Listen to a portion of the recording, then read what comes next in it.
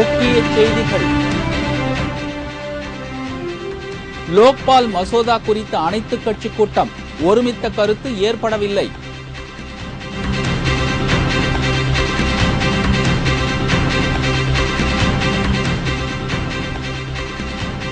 ராணுவம் சுட்டுக் கொன்ற சிறுவனின் குடும்பத்திற்கு 5 லட்சம் ரூபாய் நிவாரணம் தமிழக அரசு அறிவிப்பு.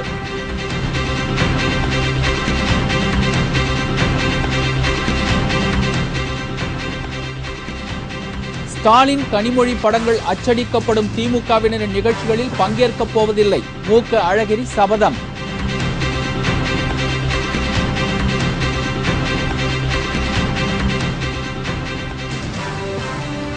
தெலுங்கானா பிரச்சனையில் காங்கிரஸ் எம்பிக்கள் எம்எல்ஏக்கள் விதித்த கெடு இன்றுடன் முடிகிறது, மேலிடம் ஏற்குமா?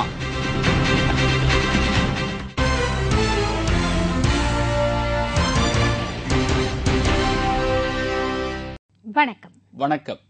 விரிவான செய்திகள். பிரதமர் தலைமையில் நடைபெற்ற அனைத்து கட்சி கூட்டத்தில் லோக்பால் மசோதா குறித்து ஒருமித்த கருத்து ஏற்படவில்லை. லோக்பால் மசோதா குறித்து புதுடெல்லியில் பிரதமர் தலைமையில் அனைத்து கட்சி கூட்டம் நேற்று நடைபெற்றது. பாரதிய ஜனதா கட்சி, இடதுசாரிகள் உள்ளிட்ட பல்வேறு கட்சிகள் இந்த கூட்டத்தில் கலந்து கொண்டன.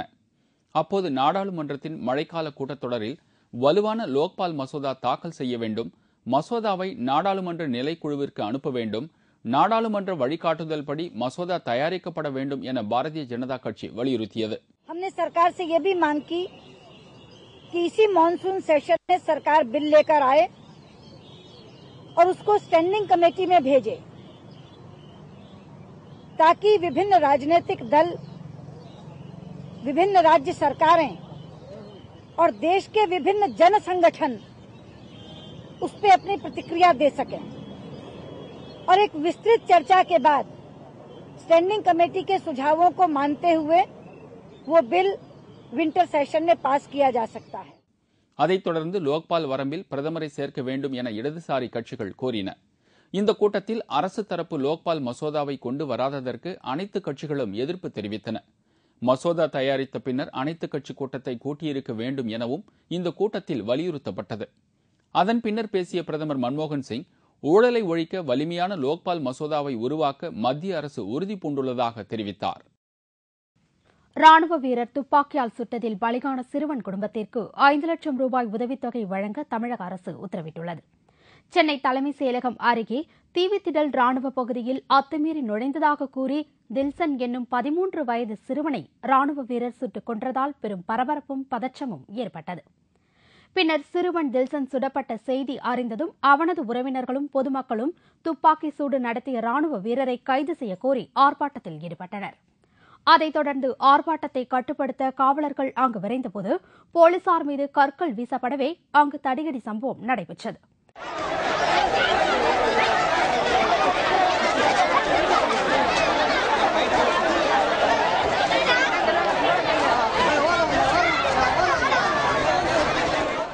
இந்த சம்பவம் சென்னை தீவுத்திடல் பகுதியில் பெரும் பதற்றத்தை ஏற்படுத்தியது. பேர் தில்சன், அவங்க அப்பா பேர் குமார், 13 வயசு குழந்தை, நல்லா படிக்கிற குழந்தை.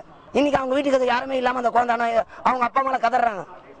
பொதுமக்கள், அதாவது எங்க பகுதியில் உள்ள பொதுமக்கள் ஆவேசத்துல பொங்கி இருந்துட்டாங்க. அவ்வளவுதான், நாங்க யாரையும் தாக்கல, யாரையும் எதுவும் பண்ணல. நீங்க நடவடிக்கை எடுங்க, நீங்க பத்திரிகைன்ற முறையில் உங்ககிட்ட அவங்க ஒப்படைக்கும். இந்நிலையில் உயிரிழந்த சிறுவன் தில்சனின் குடும்பத்திற்கு 5 லட்சம் ரூபாய் உதவித்தொகை வழங்க தமிழக அரசு உத்தரவிட்டுள்ளது. மேலும் சிறுவன் மீது துப்பாக்கி சூடு நடத்திய ராணுவ வீரர் மீது சட்டப்படி நடவடிக்கை எடுக்கப்படும் என்றும் தமிழக அரசு கூறியுள்ளது. தமிழக அமைச்சரவை மீண்டும் மாற்றி அமைக்கப்பட்டுள்ளது. கடந்த 15 நாட்களுக்குள் 2வது முறையாக முதல்வர் ஜெயலலிதா அமைச்சரவையை மாற்றி அமைத்திருக்கிறார். சட்ட அமைச்சராக இருந்த இசக்கி சுப்பையா அமைச்சர் பதவியிலிருந்து நீக்கப்பட்டு அவருக்கு பதிலாக கடையநல்லூர் எம்எல்ஏ செந்தூர் பாண்டியன் புதிய அமைச்சராக நியமிக்கப்பட்டுள்ளார். ஆளுநர் மாளிகையில் இன்று புதிய அமைச்சராக பொறுப்பேற்க இருக்கும் இவருக்கு கதர்துறை ஒதுக்கப்பட்டுள்ளது. சட்டத்துறை அமைச்சராக இருந்த இசக்கி சுப்பையா 50 நாட்களுக்குள் தனது அமைச்சர் பதவியை இழந்துள்ளார். மேலும் 4 அமைச்சர்களின் இலாகாக்கள் மாற்றப்பட்டுள்ளன. அதன்படி அமைச்சர் புத்தி சந்திரன் வகித்து வந்த சுற்றுலாத்துறை அமைச்சர் கோகுல இந்திராவிற்கு வழங்கப்பட்டுள்ளது. புத்தி சந்திரனுக்கு உணவு இலாக்காவும் கோகுல இந்திரா வகித்து வந்த வணிக வரித்துறை அக்ரி கிருஷ்ணமூர்த்தியிடமும் வழங்கப்பட்டுள்ளது. அமைச்சர் செந்தமிழனுக்கு செய்தி மற்றும் விளம்பரத்துறையுடன் கூடுதலாக சட்டத்துறையையும் ஒதுக்கப்பட்டுள்ளது. கைத்தறி மற்றும் கதர்துறை ஆகியவற்றை கவனித்து வந்த அமைச்சர் பி வி ரமணாவிடம் இருந்து கதர்துறை பிரிக்கப்பட்டு புதிதாக நியமிக்கப்பட்டுள்ள அமைச்சர் செந்தூர் பாண்டியனிடம் ஒப்படைக்கப்பட்டுள்ளது. இதற்கிடையே தமிழக சட்டப்பேரவை கூட்டத்தொடர் அடுத்த மாதம் 4ஆம் தேதி கூடும் என்று தமிழக அரசு அறிவித்துள்ளது. அப்போது 2011, 2012 ஆண்டுக்கான திருத்தப்பட்ட நிதிநிலை அறிக்கை தாக்கல் செய்யப்பட உள்ளது. திமுக குடும்ப உறுப்பினர்களின் நிகழ்ச்சிகளில் ஸ்டாலின், கனிமொழி, தயாநிதி ஆகியோர்களின் படங்கள் அச்சிடப்பட்டிருந்தால் அந்நிகழ்ச்சிகளில் தான் பங்கேற்கப் போவதில்லை என்று நாடாளுமன்ற உறுப்பினர் மு க அழகிரி கூறியுள்ளார். தமிழக சட்டப்பேரவைத் தேர்தலில் திமுக தோல்வியடைந்ததை அடுத்து நாடாளுமன்ற உறுப்பினர் மு க அழகிரி பெரும்பாலான நிகழ்ச்சிகளில் கலந்து கொள்வதை தவிர்த்து வருகிறார். இந்நிலையில் நேற்று தனியார் நிகழ்ச்சி ஒன்றில் கலந்து கொண்ட மு க அழகிரி சட்டசபை தேர்தலில் திமுக தோல்வியடைந்ததற்கு காரணம் குடும்ப அரசியல் என்று கழகத்தில் உள்ளவர்களே கூறுவது மிகவும் கவலை அளிக்கிறது என்று தெரிவித்தார். மேலும் மாற்றுக் கட்சியினரை விட திமுகவினரே இந்த கருத்தை அதிகம் தெரிவிக்கின்றனர் என்று குறிப்பிட்ட அழகிரி, திமுக அரசின் நலத்திட்டங்களால் மதுரை மக்களை மிகுந்த நன்மை அடைந்துள்ளனர் என்று கூறினார். இருப்பினும் மதுரையில் ஒரு தொகுதியில் கூட திமுக வெற்றி பெறாதது தமக்கு பெருத்த ஏமாற்றத்தை ஏற்படுத்தியுள்ளதாக அழகிரி குறிப்பிட்டார். ஆகையால் இனி திமுகவினர் குடும்ப நிகழ்ச்சிகளில் அண்ணாதுரை, கருணாநிதி போன்ற தலைவர்கள் படம் மட்டும் போஸ்டர்களில் இருந்தால் போதும் என்றும், அவ்வாறு இல்லாமல் தனது குடும்ப உறுப்பினர்களின் படங்கள் அச்சிடப்பட்டிருந்தால் அந்நிகழ்ச்சிகளுக்கு தான் வரப்போவதில்லை என்றும் தெரிவித்துள்ளார். ஆந்திர மாநில அரசையும் மத்திய அரசையும் நெருக்கடிக்குள்ளாக்கி வரும் தெலுங்கானா பிரச்சினை இன்று உச்சகட்டத்தை எட்டியுள்ளது. ஆந்திர மாநிலத்தில் கடலோர மாவட்டங்களை ஒன்று சேர்த்து தனி தெலுங்கானா மாநிலம் அமைக்க வேண்டும் என்று அந்த பகுதியைச் சேர்ந்த அரசியல் தலைவர்கள் சுமார் 50 ஆண்டுகளாக வலியுறுத்தி வருகின்றனர். இந்த நிலையில் கடந்த சில தினங்களுக்கு முன் தெலுங்கானா மாநிலம் குறித்த மத்திய அரசின் நிலைப்பாடு என்ன என்பது குறித்து அறிவிப்பு வெளியிட வேண்டும் என்றும், இல்லாவிட்டால் தங்கள் பதவிகளை ராஜினாமா செய்யப்போவதாக தெலுங்கானா பகுதி காங்கிரஸ் எம்பிக்கள் மற்றும் எம்எல்ஏக்கள் தெரிவித்திருந்தனர். அதற்கு இன்று காலை 11 மணி வரை கெடு விதித்திருந்தனர். அது இன்னும் சில மணி நேரங்களில் முடிவடைய உள்ளதால் அவர்கள் கூறியபடி ராஜினாமா செய்வார்கள் என்று தெரிகிறது. இதனிடையே ஹைதராபாத்தில் நடைபெற்ற நிகழ்ச்சி ஒன்றில் கலந்து கொண்ட தெலுங்கானா பகுதி தலைவர் நகம் ஜனார்தன ரெட்டி செய்தியாளர்களை சந்தித்தார்.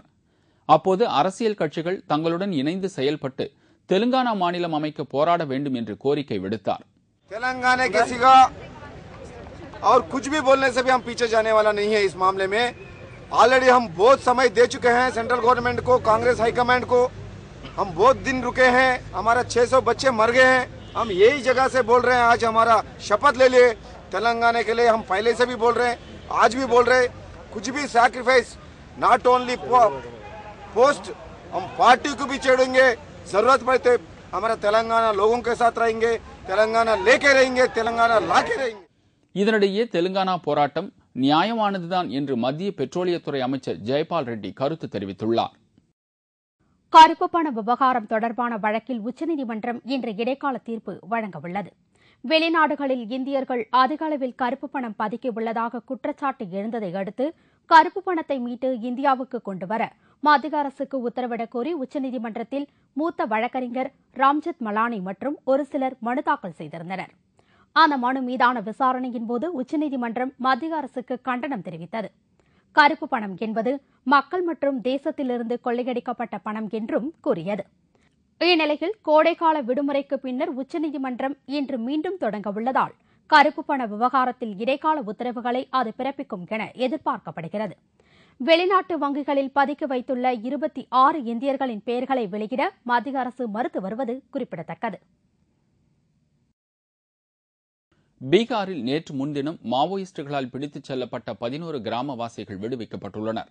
பீகார் மாநிலம் முன்கர் மாவட்டம் கரேலி கிராமத்தில் கடந்த 3 தினங்களுக்கு முன் இரவு நேரத்தில் மாவோயிஸ்டுகள் ராணுவ உடையில் துப்பாக்கிகளுடன் புகுந்தனர்.